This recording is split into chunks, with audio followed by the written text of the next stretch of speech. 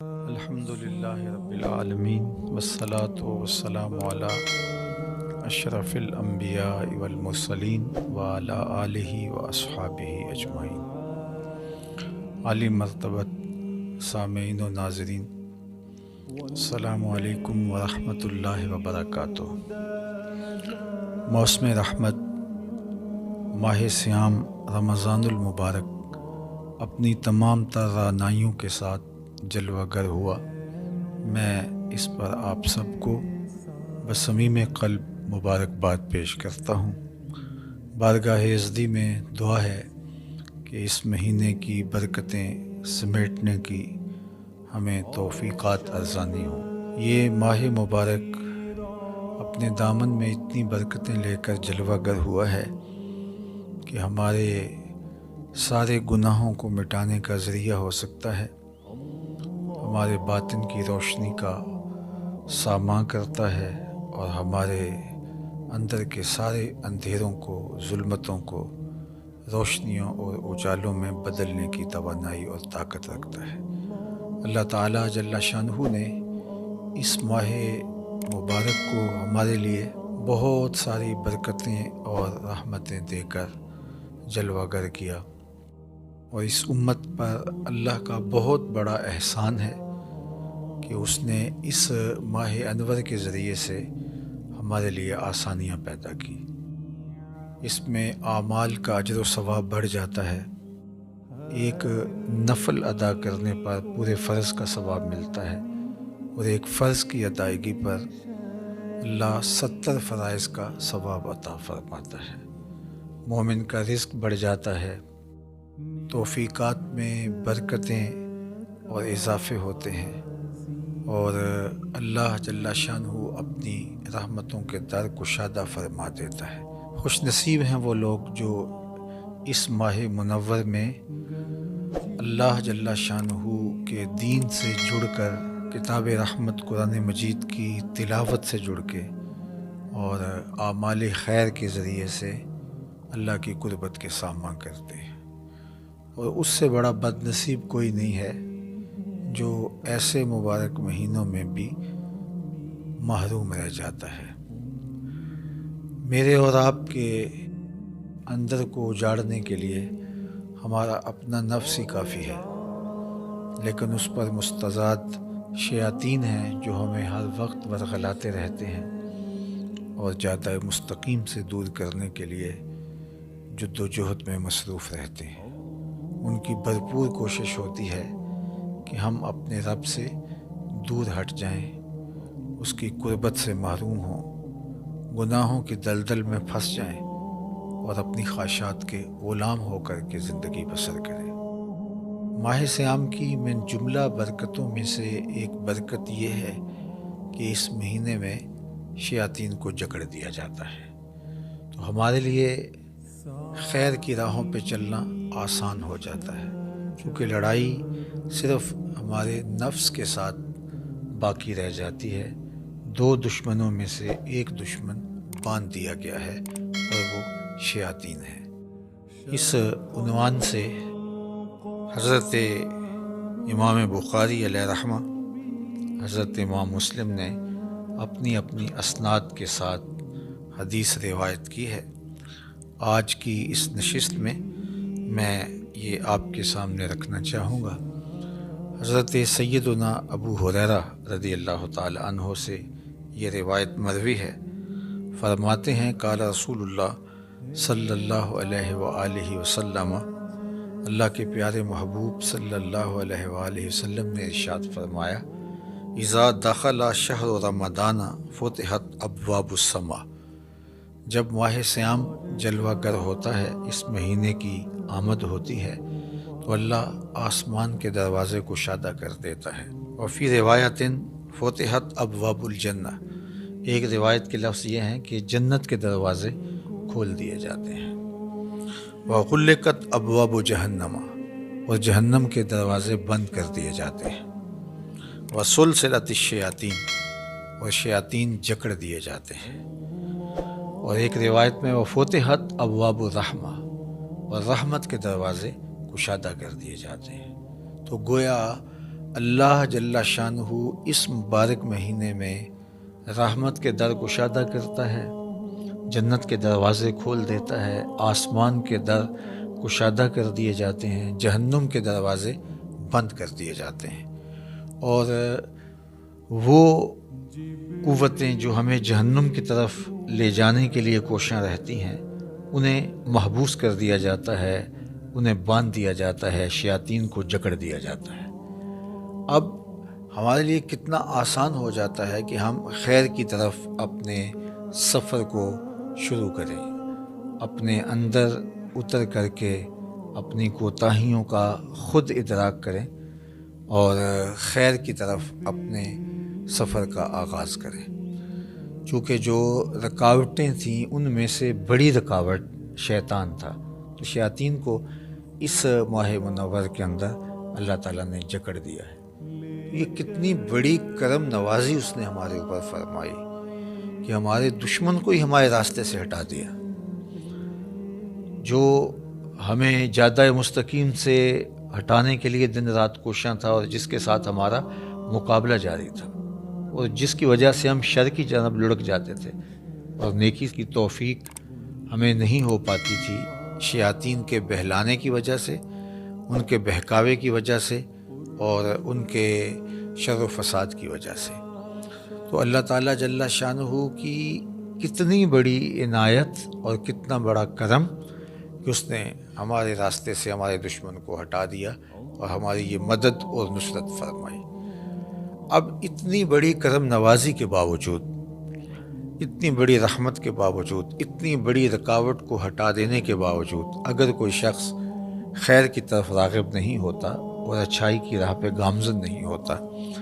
تو پھر اس سے بڑا محروم کوئی نہیں ہو سکتا۔ دوسری ایک روایت اسی عنوان سے ہے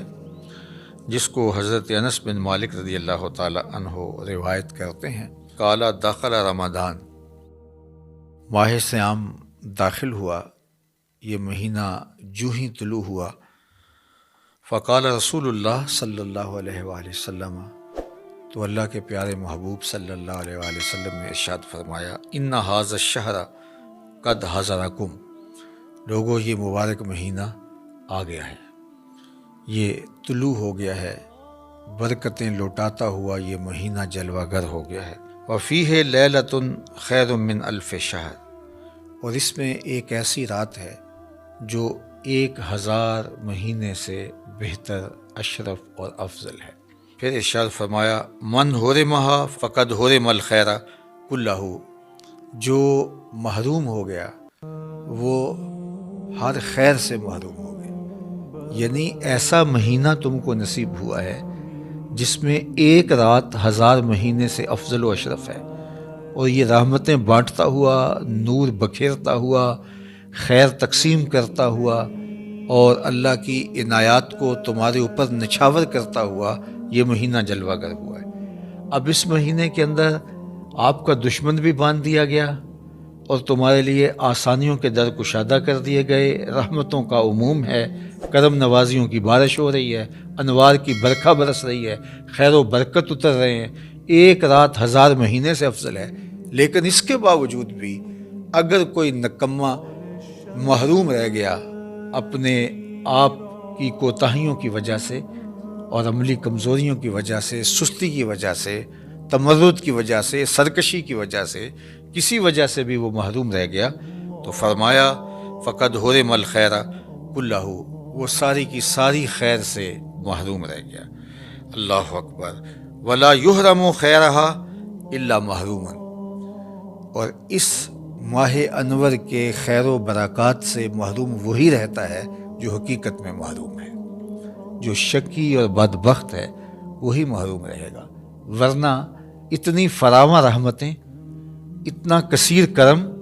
اور اتنی عنایات اس کی برس رہی ہوں تو بتاؤ کہ کوئی کیسے محروم رہ سکتا ہے۔ لیکن جو بدبخت دل کا کالا ہے، باطن اس کا اجڑا ہوا ہے اور وہ خیر کو حاصل کرنا ہی نہیں چاہتا تو وہ تو حقیقی محروم ہے، تو وہ اس مبارک مہینے کے اندر بھی محروم رہ جائے گا۔ اور جو خیر پانے والے ہیں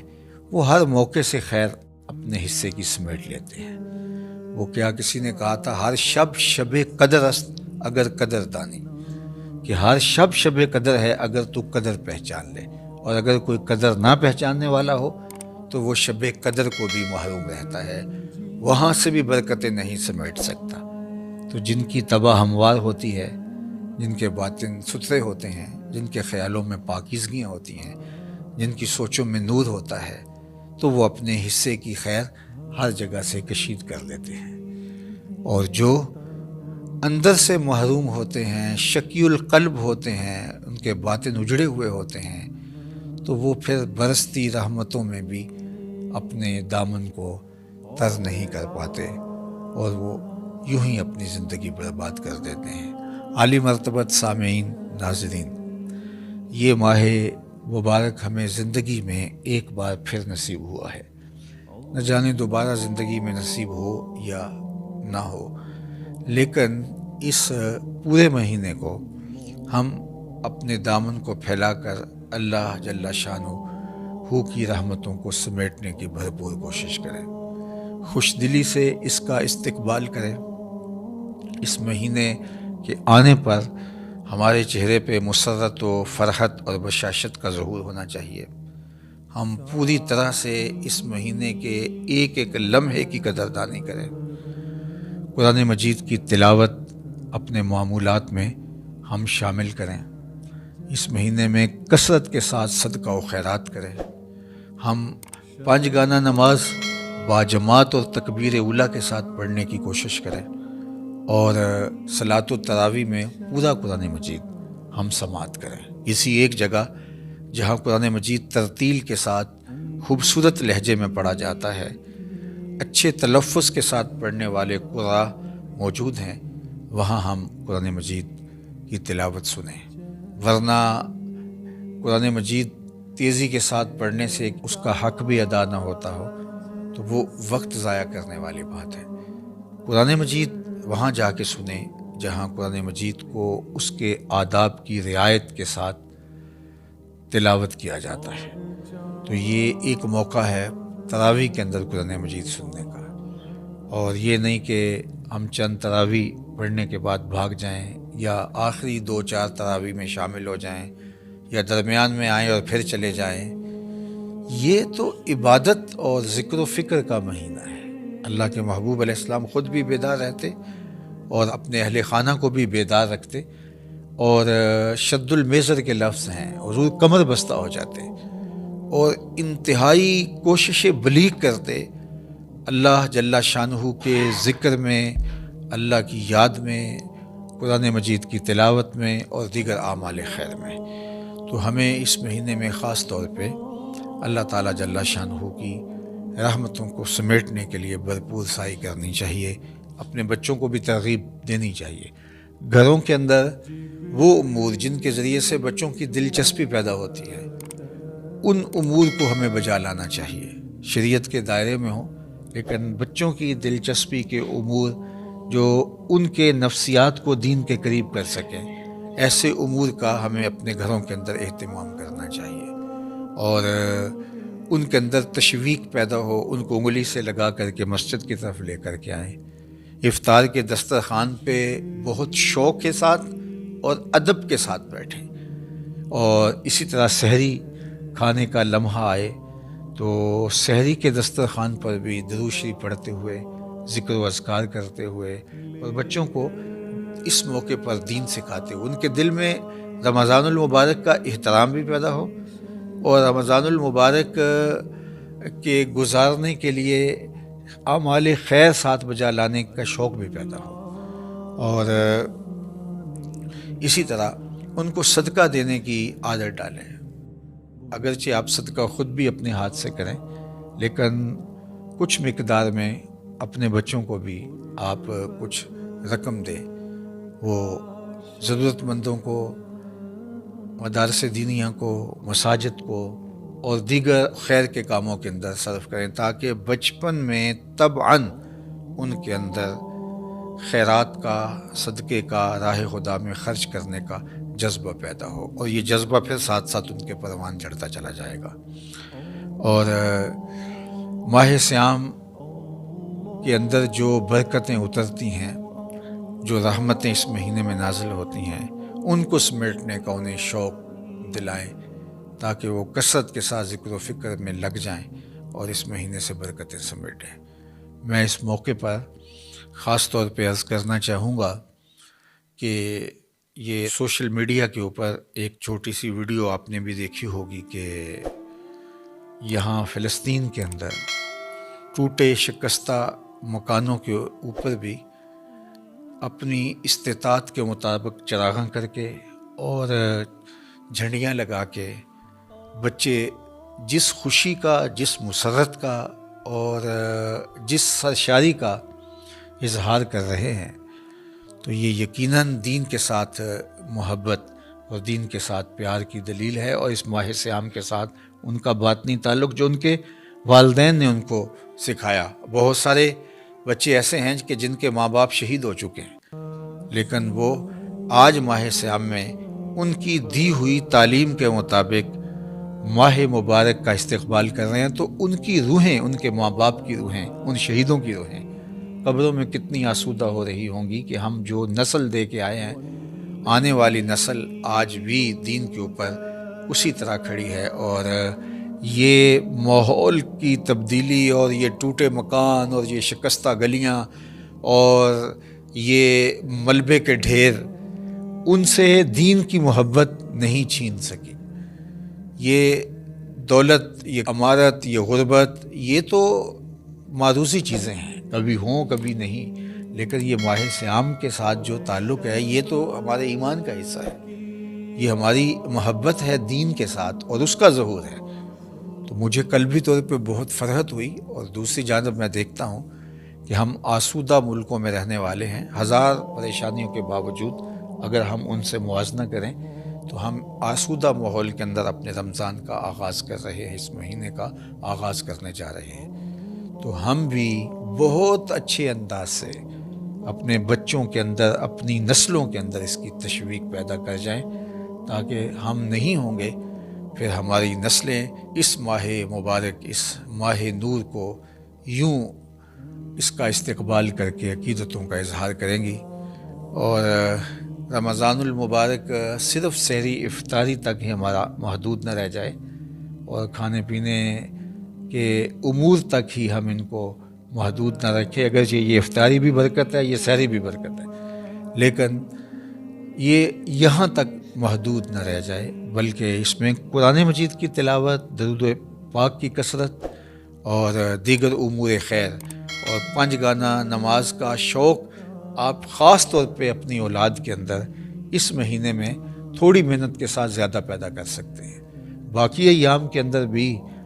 آپ کی اور میری ذمہ داری ہے بطور والد اور بطور والدہ کہ ہم اپنی نسلوں کے اندر دین کی محبت، نماز کی پابندی اور دیگر امور خیر کی بجا آوری کا شوق پیدا کریں۔ لیکن اگر ہم اپنا وہ کام جو ہمارے ذمہ عائد ہے اور واجب الادا ہے ہمارے ذمہ، تو اس کو ہم اس مہینے کے اندر تھوڑی محنت سے اس کا نتیجہ زیادہ حاصل کر سکتے ہیں۔ تو میں چاہوں گا کہ ہم اس مہینے میں محنت کے ساتھ اپنی اولاد کو خیر کے کاموں کی طرف آمادہ کریں۔ اللہ نے چاہا تو کل دوبارہ اسی وقت آپ سے ملاقات ہوگی، اور ہم ماہ صیام رمضان المبارک کے 29 دن آپ کے ساتھ یوں ہی رہیں گے، اور روزانہ اللہ کے محبوب علیہ السلام کی 2 یا 3 احادیث کا درس آپ کے سامنے مختصراً رکھیں گے۔ یہ اتنا زیادہ وقت نہیں ہوتا ہے، تو یہ تھوڑا وقت جو ہے اس میں کچھ چیزیں سیکھنے کو ملیں گی، اور یہ ویسے بھی مبارک گھڑیاں ہیں اور مقدس ساعتیں ہیں، اور ان گھڑیوں میں جو خاص رحمتیں اترتی ہیں اور انوار نازل ہوتے ہیں، تو ان کو ہم سمیٹنے کی کوشش کریں۔ اللہ جل شانہ آپ کو مجھے اپنی رحمتوں کے سائے میں رکھے۔ والسلام علیکم ورحمۃ اللہ وبرکاتہ۔